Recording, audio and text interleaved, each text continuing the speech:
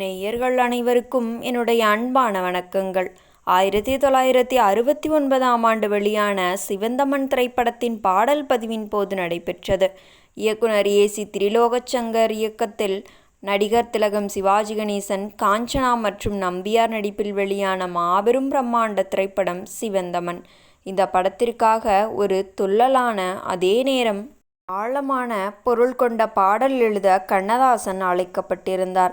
ஆனால் அன்றைய தினம் கவிஞர் கண்ணதாசனின் மிக நெருங்கிய நண்பர் ஒருவர் திடீரென காலமான செய்தி அவருக்கு வந்தது. நண்பனின் இழப்பால் கண்ணதாசனின் மனம் சொல்ல முடியாத சோகத்தில் மூழ்கியிருந்தது. ஸ்டுடியோவிற்கு வந்த கவிஞர் ஒரு மூலையில் அமைதியாக அமர்ந்து தன் நண்பனின் நினைவுகளில் கண்ணீர் வடித்து கொண்டிருந்தார்.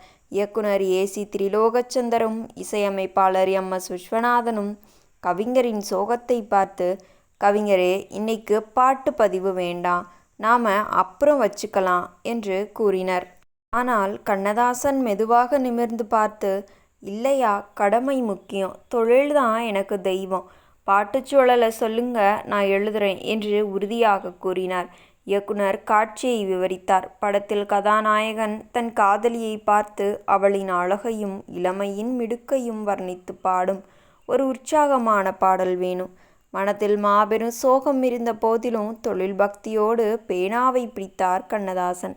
எம்.எஸ்.வி. ஒரு துள்ளலான ராகத்தை வாசித்து காட்டினார்.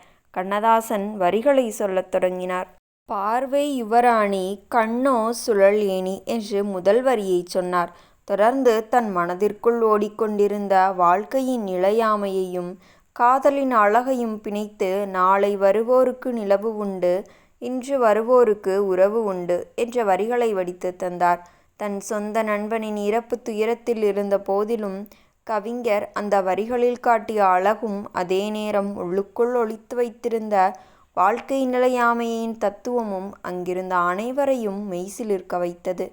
பாடலின் ரெக்கார்டிங் முடிந்து டி.எம். சௌந்தரராஜன் பாடிய அந்த பாடலை கேட்ட சிவாஜி கணேசன் படப்பிடிப்பில் தன் அசாத்தியமான சுறுசுறுப்பான எண்ணத்தாலும் ஸ்டைலாலும் உயிர் கொடுத்தார்.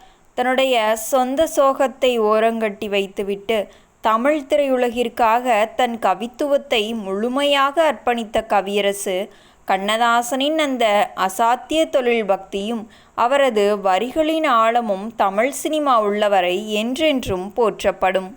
கண்ணதாசனின் கவிதை சிறப்பு என்னவென்றால், அவர் சந்திக்கும் சொந்த வாழ்க்கையின் துயரங்கள், இழப்புக்கள் மற்றும் அவமானங்களை கூட தமிழ் திரை இசையில் காலத்தால் அழியாத வாழ்வியல் தத்துவங்களாக மாற்றிவிடுவார். மீண்டும் நாளை சந்திப்போம். நன்றி, வணக்கம்.